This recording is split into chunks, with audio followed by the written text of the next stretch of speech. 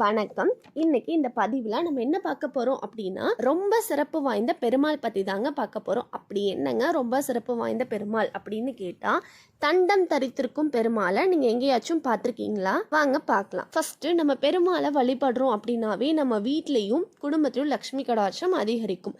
பெருமாள் அப்படின்னு சொன்ன உடனே நமக்கு ஞாபகம் வருவது சங்கு சக்கரம் தான். அப்படி இந்த தண்டம் தரித்திருக்கும் பெருமாள் எங்கே இருக்காரு அப்படின்னா, நைனாமலை அப்படிங்கிற இடத்துல கம்பீரமாக கையில் தண்டத்தோடு அழகாக காட்சி தராரு. இந்த கோவில் எங்கே இருக்குது அப்படின்னா, நாமக்கல் பகுதியில், அதாவது சேலம் டு நாமக்கல் போகிற வழியில் புதன் சந்தைன்னு ஒரு ஊரும், அந்த புதன் சந்தையிலேருந்து 5 கிலோமீட்டர் தொலைவில் இந்த நைனாமலையில் ஸ்ரீ வரதராஜ பெருமாள் அழகாக காட்சி தராரு. இந்த கோவில் ரொம்ப ரொம்ப பழமை வாய்ந்த கோவில். இங்கே இருக்க பெருமாள் வரப்பிரசாதியாக சேவை சாத்திருக்காரு. அதனால நம்ம கேட்குற எல்லாத்தையுமே வாரி வாரி வழங்குற பெருமாளாக இங்கே இருக்க வரதராஜ பெருமாள் காட்சி தராரு. இந்த கோவில் இருக்கிற பெருமாளுடைய சிறப்பு என்ன அப்படின்னா, பக்தர்களுக்கு நின்ற கோலத்தில் காட்சி தராரு.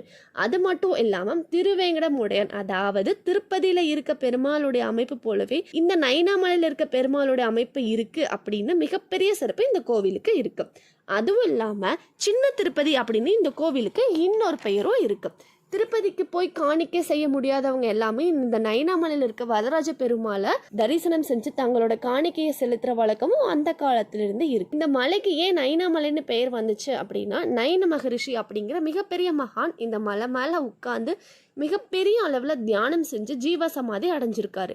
அதனால இந்த மலைக்கு நைன மகரிஷி மலைன்னு பேர் வந்துச்சு. காலப்போக்கில் அந்த நைன மகரிஷி மலை அப்படிங்கிறத சுருக்கி நைனாமலை அப்படின்னு சொல்றோம். இந்த நைனாமலை 2700 அடி உயரத்துல இருக்கு. இங்க என்ன ரொம்ப ரொம்ப விசேஷம் அப்படின்னா, சூரியன் தன்னுடைய ஒளி கீற்றுகளால இங்க இருக்கும் பெருமாளை சேவித்து கொண்டே இருக்கிறது தான். அதுலயும் உத்தராயண புண்ணிய காலம் அப்படின்னு சொல்லக்கூடிய தை மாசம் முதல் ஆணி மாசம் வரை இருக்க எல்லா நாட்களிலுமே சூரியனுடைய கதிர்கள் பெருமாளுடைய முகத்துல அழகா பதிஞ்சுக்கிட்டே இருக்கும். சூரிய பகவான் இங்க இருக்க பெருமாளை சேவித்து கொண்டே இருக்காரு. இந்திரனும் இடி ரூபத்துல இங்க இருக்க பெருமாளை சேவித்து கொண்டே இருக்காரு. அப்போ இந்த கோவிலுக்கு போய் நம்ம வழிபடுறோம் அப்படின்னா சூரியனுடைய அருள் முழுமையா நமக்கு கிடைக்கும். அதே மாதிரி செல்வங்களுக்கு அதிபதியா இருக்கக்கூடிய தேவேந்திரனுடைய அருளும் நமக்கு நிச்சயமாகவே கிடைக்கும்.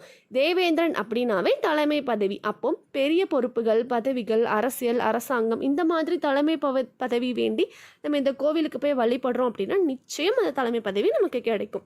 ஜாதகத்துல சுக்கிரன் சூரியன் பலம் அதிகரிக்கணும் அப்படின்னா கண்டிப்பா இந்த நைனாமலையில இருக்கிற வரதராஜ பெருமாளை தரிசனம் பண்ண கண்டிப்பா நமக்கு அந்த இதுல இருந்து நம்ம விடுபடலாம். அது மட்டும் இல்லாம இந்த கோவில்ல ஆஞ்சநேயர் அழகா காட்சி தராரு. அதுக்கடுத்து கருடாழ்வார் அழகா கை கூப்பி கோலத்துல பெருமாளுக்கு எகத்தாப்புல இருக்காரு. மூலவர் ரொம்ப ரொம்ப ரொம்ப சக்தி வாய்ந்த இருக்காரு. சக்தி வாய்ந்த தாயாரா குவளையவல்லி தாயார் இருக்காங்க.